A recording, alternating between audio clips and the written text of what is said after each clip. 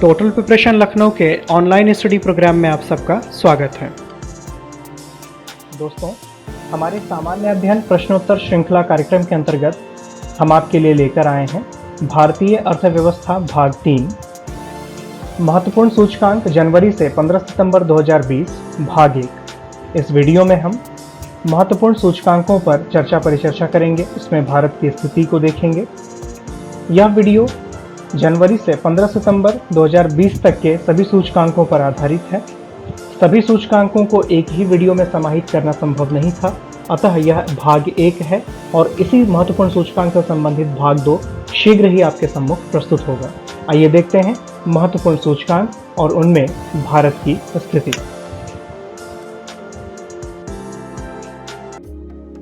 इस कार्यक्रम का हमारा पहला सूचकांक है नीति आयोग द्वारा जारी किया गया SDG इंडिया इंडेक्स और डैशबोर्ड 2019।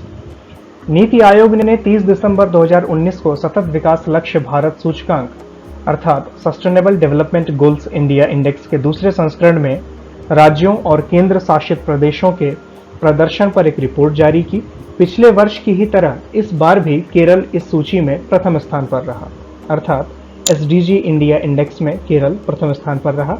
सर्वश्रेष्ठ प्रदर्शन करने वाले राज्य हैं केरल, जो कि प्रथम स्थान पर है।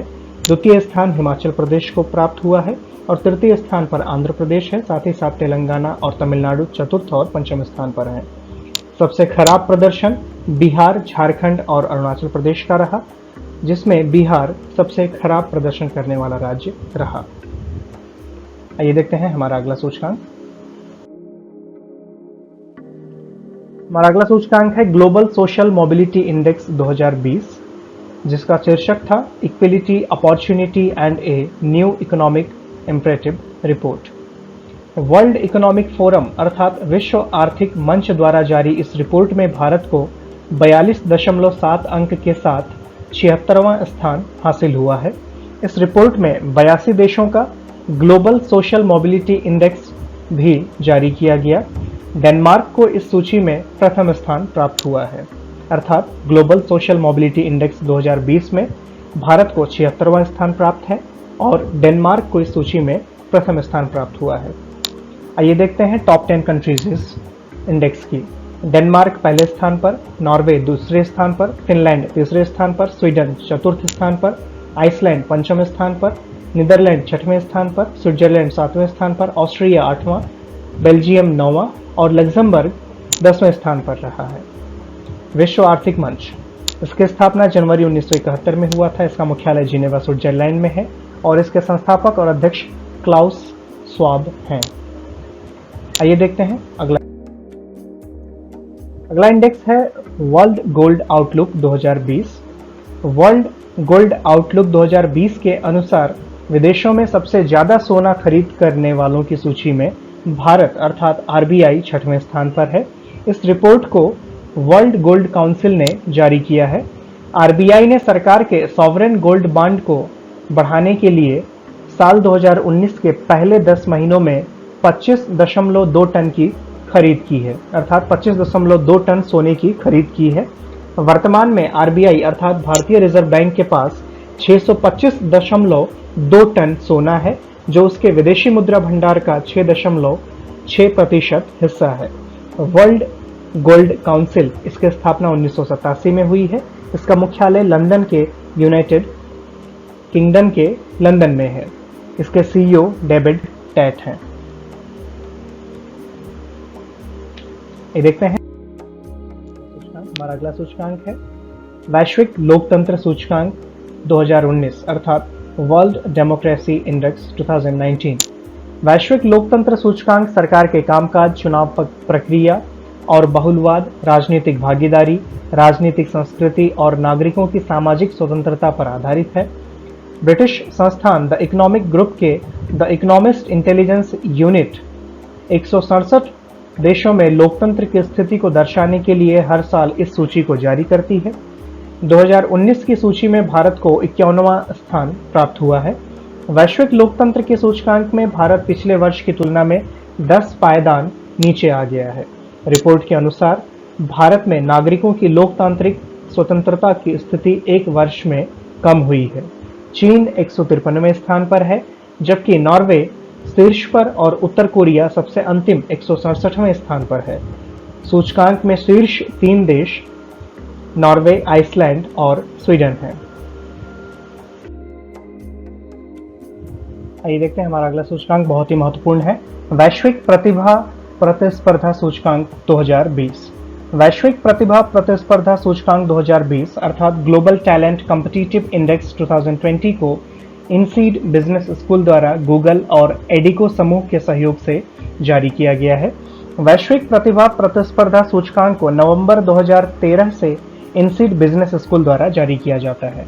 वर्ष 2020 के वैश्विक प्रतिभा प्रतिस्पर्धा सूचकांक की थीम कृत्रिम बुद्धिमत्ता के युग में वैश्विक प्रतिभा अर्थात global talent in the age of artificial intelligence है। वैश्विक प्रतिभा प्रतिस्पर्धा सूचकांक में शीर्ष स्थान प्राप्त करने वाले 20 देशों में 13 यूरोपीय देश शामिल हैं। यह सूचकांक प्रतिस्पर्धा में यूरोपीय देशों की प्रतिभा के वर्चस्व को प्रदर्शित करता है। इस सूचकांक को 132 देशों की रैंकिंग के आधार पर जारी किया गया है। इस सूचकांक में भारत को 40.42 के स्कोर के साथ 72वां स्थान प्राप्त हुआ है। अर्थात वैश्विक प्रतिभा प्रतिस्पर्धा सूचकांक 2020 में भारत को 72वां स्थान प्राप्त हुआ है। उल्लेखनीय है कि वर्ष 2019 में जारी इस सूचकांक में भारत को 80वां स्थान प्राप्त हुआ था। भारत में अल्पसंख्यकों और महिलाओं के प्रति बढ़ती असहिष्णुता के संबंध में आंतरिक स्तर पर सुधार किए जाने की आवश्यकता है।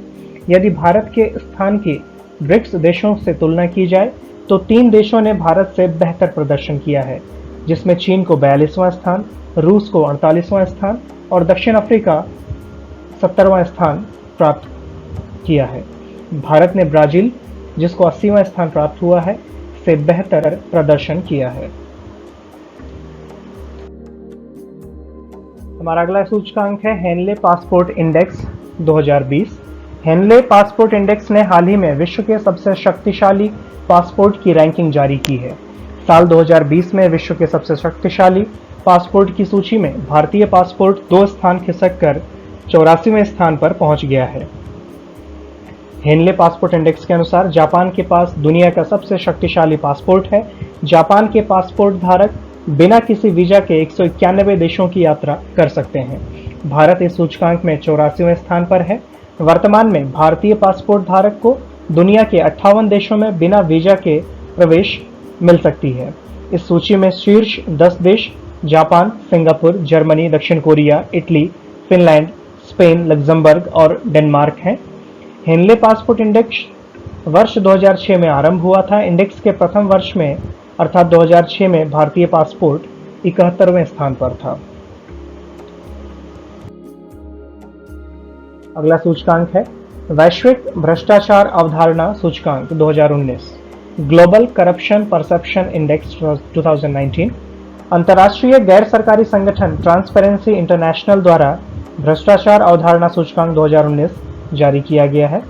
इस सूचकांक के अनुसार भ्रष्टाचार के मामले में भारत की स्थिति में वर्ष 2018 की तुलना में 2 स्थान की गिरावट आई है। इस सूचकांक के अनुसार भारत भ्रष्टाचार के मामले में 180 देशों की सूची में 80वें स्थान पर है, जबकि वर्ष 2018 में भारत इस सूचकांक में 78वें स्थान पर बना हुआ था। वर्ष 2019 में भारत को इस सूचकांक के अंतर्गत 41 अंक प्राप्त हुए हैं। वर्ष 2018 में भी भारत को 41 अंक प्राप्त हुए थे। डेनमार्क 87 अंकों के साथ इस सूचकांक में पहले स्थान पर है, जबकि सोमालिया 9 अंकों के साथ दुनिया का सबसे भ्रष्ट देश है। अगला सूचकांक है वैश्विक बौद्धिक संपदा सूचकांक 2020, US chamber of commerce global innovation policy centre द्वारा जारी अंतर्राष्ट्रीय बौद्धिक संपदा सूचकांक 2020 में भारत को 53 देशों में 40वां स्थान प्राप्त हुआ है। यह वैश्विक बौद्धिक संपदा सूचकांक का 8वां संस्करण है, जिसका शीर्षक आर्ट ऑफ द पॉसिबल है। इस सूचकांक में शीर्ष 5 देश अमेरिका, ब्रिटेन, फ्रांस, स्वीडन एवं जर्मनी हैं।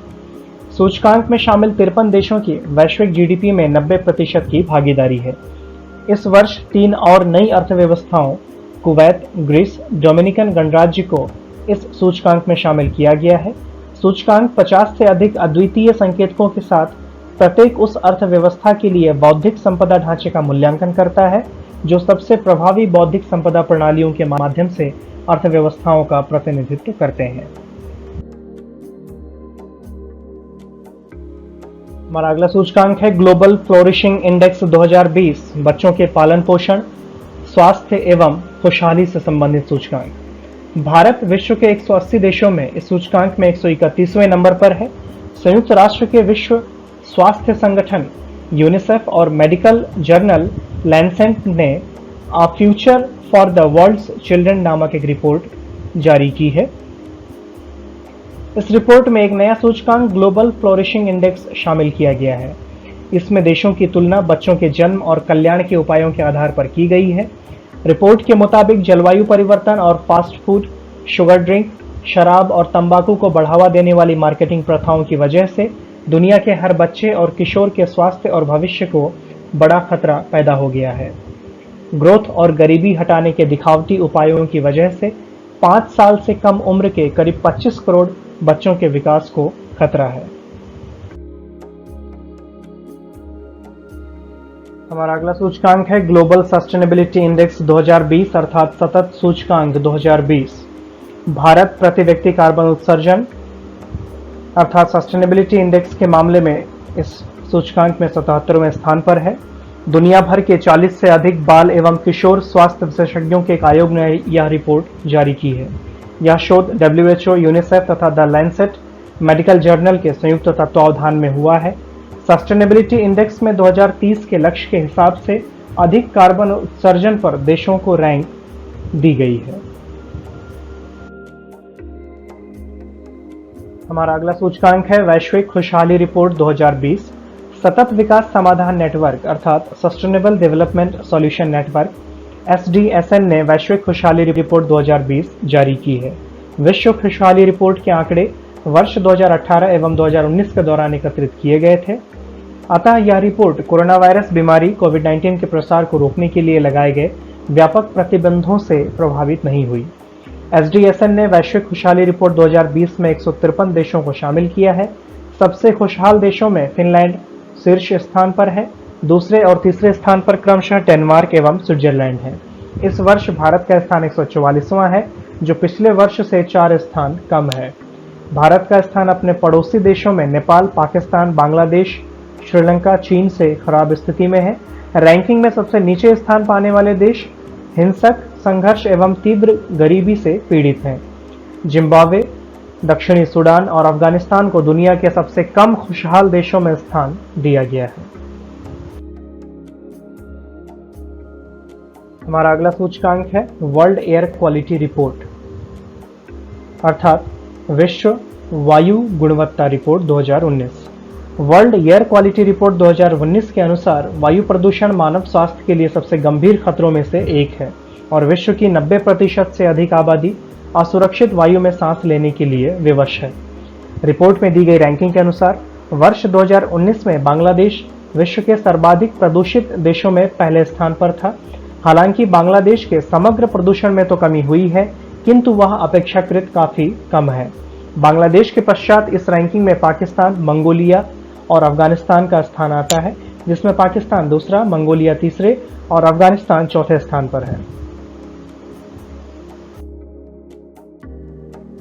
चीन को इस रैंकिंग में 98 देशों में 11वां स्थान प्राप्त हुआ है। हालांकि अभी भी चीन के 98% शहरों में PM 2.5 का स्तर विश्व स्वास्थ्य संगठन द्वारा निर्धारित मापदंडों से अधिक है। भारत के अन्य पड़ोसी देशों में नेपाल 8वें स्थान पर और म्यांमार 20वें स्थान पर है। 98 देशों की इस रैंकिंग में बहामास को वायु प्रदूषण के मामले में सबसे स्वच्छ देश का स्थान प्राप्त हुआ है। इस रिपोर्ट में प्रदूषण को लेकर दी गई रैंकिंग में भारत 5वें स्थान पर है। रिपोर्ट के अनुसार वर्ष 2019 में गाजियाबाद विश्व का सर्वाधिक प्रदूषित शहर था। हालांकि भारत के समग्र वायु प्रदूषण में वर्ष 2018 के मुकाबले वर्ष 2019 में कमी देखने को मिली है, किंतु अभी भी विश्व के सर्वाधिक प्रदूषित 30 शहरों में से 21 शहर भारत के हैं। भारतीय शहरों को लेकर वायु प्रदूषण के उक्त आंकड़े चौंकाने वाले हैं।